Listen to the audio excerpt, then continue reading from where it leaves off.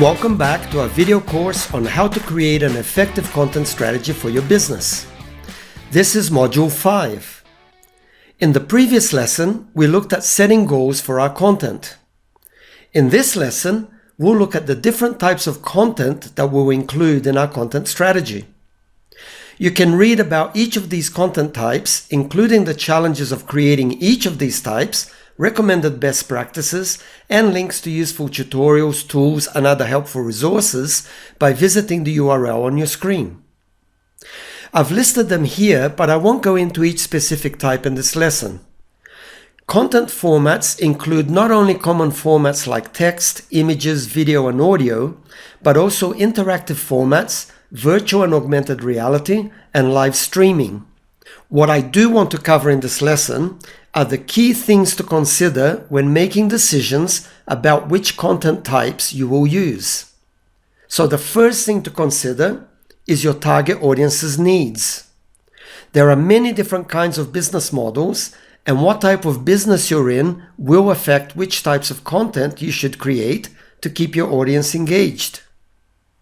For example, if we look at these side-by-side charts of content types for B2B and B2C businesses, we can see that while both types of businesses use articles and videos, with B2B businesses, there's more emphasis on using content types like webinars, case studies, and white papers, whereas B2C businesses focus more on using infographics, charts, and long articles.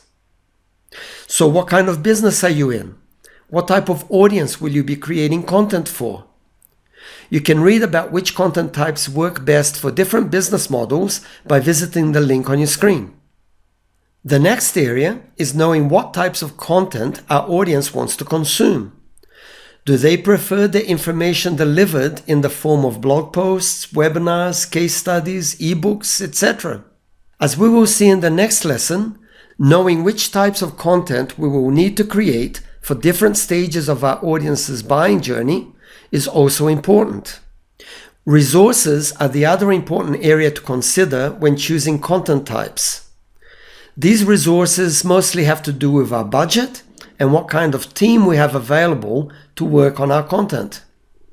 For example, if our content strategy requires the regular production of high-quality videos, then we obviously need to make sure that we have the budget to cover this and access to people with video production skills, plus the tools to create and edit video content, and so on.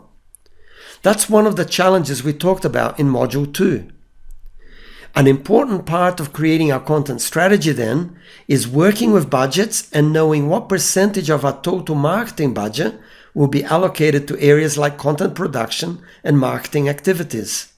So to summarize what we have covered in this lesson, to create an effective content strategy, we not only need to understand our target audience and set content goals, we also need to familiarize ourselves with different content types and formats.